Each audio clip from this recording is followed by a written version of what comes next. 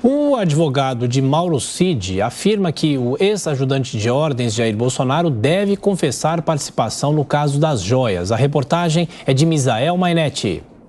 De acordo com a defesa, o tenente-coronel Mauro Cid deve prestar um novo depoimento à Polícia Federal, assumindo que vendeu as joias nos Estados Unidos e depois entregou o dinheiro em espécie ao ex-presidente Jair Bolsonaro. A informação foi revelada primeiro pela revista Veja. Em entrevista, o advogado de Cid, César Bittencourt, disse ainda que os $35 mil que entraram na conta do pai do tenente-coronel, Mauro César Lorena Cid, eram parte do pagamento que ele deu ao ex-presidente. Ainda de acordo com Bittencourt, Mauro Cid dirá que fez tudo por determinação de Bolsonaro. Até então, Cid havia mantido silêncio sobre o assunto. No dia 11 de julho, o ex-ajudante de ordens de Jair Bolsonaro compareceu à CPMI, que investiga os ataques em Brasília. Na ocasião, o tenente-coronel negou relação pessoal com o ex-presidente. Mauro Cid está preso desde maio em Brasília por ter falsificado cartões de vacinação contra a Covid-19. Pouco depois, Cid virou alvo da Polícia Federal por suspeitas de participar de um plano de golpe no Brasil. Em depoimento à PF em junho, o ex-ajudante de ordens de Bolsonaro disse que não acreditava em golpe de Estado. Também nesta quinta-feira, o ministro Alexandre de Moraes, do STF, autorizou a quebra de sigilo bancário e fiscal no exterior de Cid, do pai do tenente-coronel, de Jair Bolsonaro e da ex-primeira-dama Michele. O objetivo é apurar se as contas foram usadas para recebimento dos valores obtidos com a venda dos presentes entregues pelas autoridades árabes a integrantes do governo brasileiro. Pelas regras do Tribunal de Contas da União, presentes deste tipo devem ser incorporados ao acervo da União e não podem ser vendidos como itens pessoais. Tanto Bolsonaro quanto Michele têm negado as irregularidades e já se colocaram à disposição da Justiça. Bom, girando os nossos comentaristas, nessa sexta-feira temos conosco também a Amanda Klein. Amanda, bem-vinda. Essa possibilidade dele falar o que sabe, o que pode acontecer efetivamente. Tivemos ontem também o depoimento do hacker à CPMI. De que forma tudo isso pode, obviamente, complicar o ex-presidente, mais especificamente essas declarações de Mauro Cid. Amanda. Tiago, bom dia a você, Lívia, Beraldo, bom dia aos nossos ouvintes e telespectadores da Jovem Pan. É um depoimento explosivo, é uma confissão explosiva. Tiago, primeiro a gente precisa entender quem é o Mauro Cid. O Mauro Cid é uma das pessoas mais próximas, se não a mais próxima a Jair Bolsonaro ao longo dos 4 anos de mandato. Ele era o ajudante de ordens, como se fosse um secretário executivo pessoal do presidente da República, como se fosse a sombra. Para onde Bolsonaro ia, Mauro Cid ia atrás. Mauro Cid estava junto. Mauro Cid recebia as ligações, pagava as contas do presidente da República, da primeira-dama. Mauro Cid estava no avião presidencial no dia 30 de dezembro de 2022, quando Bolsonaro deixou o país rumo a Orlando. Ele ficou meses com Bolsonaro em Orlando. Ele participou de todos os casos, está preso por causa da falsificação da carteira de vacinação da família dele e da de Bolsonaro, mas esteve envolvido, está envolvido também no caso das joias, minuta golpista no celular, agora nessa história do hacker. Mauro Cid aparece em todos os momentos do mandato presidencial de Jair Bolsonaro. E quando ele diz que vendeu as joias a mando do presidente da República e mais, que esse dinheiro foi devolvido em espécie a Jair Bolsonaro, ele implica diretamente o presidente. Não é que o cerco está se fechando, é que o cerco se fechou. Essa mudança de estratégia do Mauro Cid é o que há de mais explosivo contra Jair Bolsonaro. Ontem à noite eu falava com uma pessoa muito próxima ao Valdemar da Costa Neto, que é presidente do PL, partido do Jair Bolsonaro, Tiago, e eu perguntava sobre o depoimento de Delgatti. Ele deu risada e disse: isso não é nada, o que nos preocupa é o Mauro Cid, ele sim é o homem-bomba. E disse mais, fez uma comparação, ele é o motorista do Fiat Elba de Collor, uma referência ao Fiat Elba, que foi a prova de corrupção, do desvio de dinheiro de PC Farias no esquema, no propinoduto que irrigava as contas do então presidente Fernando Collor. Ele comparou aquele caso do Fiat Elba ao Mauro Cid, para vocês terem uma noção da gravidade e da preocupação dos assessores mais imediatos do ex-presidente. Agora, diante de todas essas informações que vieram à tona, Beraldo, o ministro Alexandre de Moraes autorizou a quebra dos sigilos bancário e fiscal do ex-presidente Jair Bolsonaro, da ex-primeira-dama Michele Bolsonaro, para que haja uma comprovação dessas questões que a Amanda levantou. Se realmente o dinheiro recolhido com a venda desses presentes oficiais nos Estados Unidos foi direcionado para família Bolsonaro, para Jair Bolsonaro e para Michele Bolsonaro. Como você acompanha todas essas movimentações dessas investigações e quais são as implicações, em que nível essas implicações podem chegar para Bolsonaro? A gente tem que tirar um pouco a emoção, né, para olhar o que de fato está acontecendo. Bom dia, Amanda, bem-vinda. Bom, vamos lá, a gente tem um presente que foi dado e que teria sido vendido. Então, esse é um ponto. Só que a gente tem que, primeiro, o crime está em receber o presente, porque a venda, se eu usei ou se eu vendi, dá no mesmo. Então, recebeu o presente e não incorporou no patrimônio da União.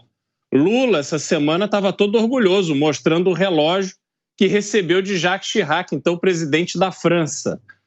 A gente não pode ter dois pesos e duas medidas. Esse é o primeiro ponto. Segundo ponto, o crime não está aí. O crime é saber se ele recebeu esse relógio em troca de algum favorecimento. É isso que a gente precisa descobrir. É essa resposta que a justiça tem que dar à população brasileira, sabendo se esses relógios, joias, etc., serviram de propina para algum tipo de facilitação de negócios com a estrutura do Estado. Porque não é que ele pegou o relógio que Dom João VI trouxe de Portugal e vendeu. Ele recebeu um presente e vendeu. Então, são coisas diferentes, precisam ser analisadas com serenidade, porque senão a gente fica muito preso nessa discussão. Vendeu a joia, pegou o dinheiro. Mas não é esse o problema. O problema é entender por que ele recebeu essa joia. Então, a gente precisa olhar o que de fato está no contexto do crime, para que aí, então, a gente possa fazer uma avaliação do comportamento de Bolsonaro, de Mauro Cid e de todo aquele entorno do poder do último governo. Beraldo, você me desculpe, mas eu não concordo. Isso é peculato, é de desvio de dinheiro público por um servidor público, por um funcionário público. Tinha uma resolução muito clara do Tribunal de Contas da União à época, em 2016, que proibia a incorporação ao patrimônio pessoal, ao patrimônio privado, de presentes dessa magnitude, desse valor. Eu acho que não é segredo para ninguém, mesmo que não houvesse essa resolução, se houvesse o mínimo de discernimento, de bom senso, de caráter público e republicano. Se você recebesse um presente, um Rolex cravejado de brilhantes, é óbvio que aquilo não pertence a você, pertence à União, principalmente para alguém que usava esse discurso anticorrupção como bandeira de campanha, como plataforma de campanha. É óbvio que esses presentes pertencem ao Estado brasileiro. Portanto, se um funcionário público incorpora esses presentes e faz tudo isso às escondidas, às escuras, justamente porque era algo criminoso, é lógico que essa pessoa está incorrendo em crime. Isso está descrito no Código Penal. Então, não cabe a ninguém minimizar. Isso é peculato, isso pode ser lavagem de dinheiro, pode ser organização criminosa. Você tem uma série de figuras penais que se encaixam claramente no comportamento de Bolsonaro e de seu entorno mais imediato, nesse caso das joias. Para não falar em tudo que a gente ainda vai entrar nas acusações sérias do hacker Walter Delgatti, que aí tem a ver com golpe de Estado e abolição violenta do Estado Democrático de Direito. Então, você veja que são vários crimes que estão descritos aqui nas últimas semanas da maior gravidade contra o ex-presidente da República. Amanda, quem faz lei é o Congresso, não é o Tribunal de Contas da União. Então, esse é o primeiro ponto. Segundo, eu também acho que não dá para se imaginar que você recebe um presente de valor tão alto e acha que recebeu porque alguém simpatizou com você. Obviamente, aquilo foi dado por alguém em razão do cargo que se ocupa e aquilo pertence, sim, à União. Concordo totalmente com você. Entretanto, é preciso lei específica que diga isso e que outros presidentes da República, como o seu próprio Lula, que saiu do Palácio do Planalto com 9 contêineres e está por aí todo pimpão exibindo o relógio que recebeu de Jacques Chirac, também tenha o mesmo comportamento, porque isso é um comportamento moral. Este comportamento moral independe de lei. O que nós estamos tratando aqui é da questão da investigação. A investigação ela tem que chegar, como você disse, isso é prova de corrupção. Mas eu quero saber qual foi a corrupção, o que aquele relógio, aquela joia, aquele cavalo de ouro, aquela palmeira, o que isso provocou de benefício para essas pessoas que presentearam Jair Bolsonaro. É aí que está o crime principal. Não adianta ficar se atendo a vendeu, pegou o dinheiro. Não, mas eu tenho certeza que se alguém deu um presente deste valor, que pode chegar a milhões de reais, para um presidente da República, alguma coisa queria em troca e que certamente valia muito mais do que aquilo. Então não se pode ficar olhando só isso pelo espetáculo e esquecendo o que está por trás disso. Beraldo, não é espetáculo. E o TCU, ele é um órgão de assessoramento do Legislativo, ele tem todas as condições de estabelecer códigos de conduta que devem ser seguidos pela Presidência da República. Aliás, foi o TCU responsável pelo parecer que identificou as pedaladas fiscais, crime de responsabilidade da ex-presidente Dilma Rousseff. Então, não adianta a gente esvaziar de autoridade ou de responsabilidade o Tribunal de Contas da União, porque ele tem toda a autoridade e propriedade para estabelecer resoluções de comportamento do presidente da República. E o crime não está só em se houve corrupção. Essa é uma segunda fase das investigações. Concordo com você. É importante saber por que esses presentes de alto valor foram dados ao ex-presidente da República. Só que mesmo que não tenha havido corrupção nesse sentido, da Arábia Saudita ou do Bahrein, ou de quem quer que seja, esperar ou recolher algo em troca do governo Bolsonaro, mesmo assim, se essas joias, se esses bens de alto valor forem incorporados ao patrimônio pessoal e não foram dados à União, sendo que se sabia que eles são patrimônio do Estado, de cada um de nós, patrimônio público, se eles foram surrupiados, desviados para serem vendidos nos Estados Unidos, se fosse uma coisa legal, por que não foi feito de forma transparente, à luz do dia, vendido aqui no Brasil? Por que ele não contou no cercadinho para os apoiadores na Alvorada ou então numa das lives semanais? Porque sabia que era algo ilegal, imoral e criminoso. E foi isso que foi cometido e é isso que será revelado na confissão do Mauro Cid. Então, por mais que você tente passar pano ou minimizar, é gravíssima a conduta. Amanda, não me aponte esse dedo, Amanda, não me aponte esse dedo. Não me aponte esse dedo de passar pano. Agora não vem aqui dizer que TCU legisla.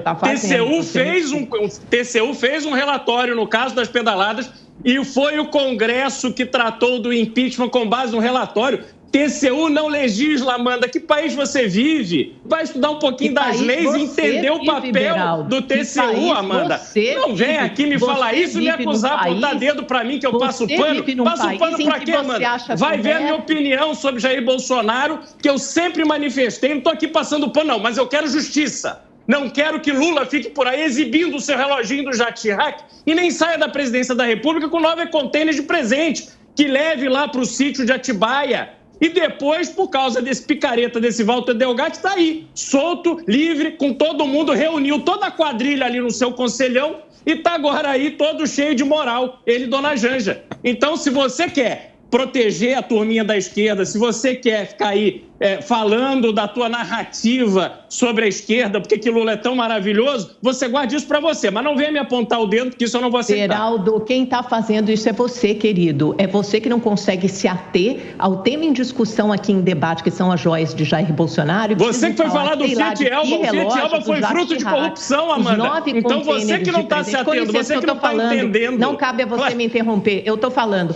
não cabe a você me interromper. Esses presentes foram devolvidos quando o TCU determinou que presentes de ex-presidentes fossem devolvidos, porque eles seguem o que determina o Tribunal de Contas da União. Ninguém está falando que o Tribunal de Contas legisla, mas quem pune é a Justiça e quem impõe a resolução, a regra, é o Tribunal de Contas da União, nesse caso sim. Então, por mais que você tente mistificar a verdade, ou inverter as coisas, ou apontar o dedo para a esquerda, a gente está tratando aqui de Jair Bolsonaro. Não me cabe aqui defender ninguém. Se fosse encontrado qualquer coisa parecida do ex-presidente Lula, eu estarei aqui a condenar um comportamento. Agora, quem vai julgar isso é a Justiça e pode ter certeza que não vai tardar a acontecer. Não, tenho certeza que não tardará. Agora, é só esse avanço da investigação que é o essencial para o Brasil. Fica-se aí fazendo esse espetáculo, sim, e você não adianta dizer que eu estou aqui querendo passar pano, porque não. Quem comete crime tem que ser processado, condenado, pagar pelo... Agora, você não pode perseguir as pessoas de forma simplesmente política, porque isso desmoraliza a justiça. Esse é meu ponto.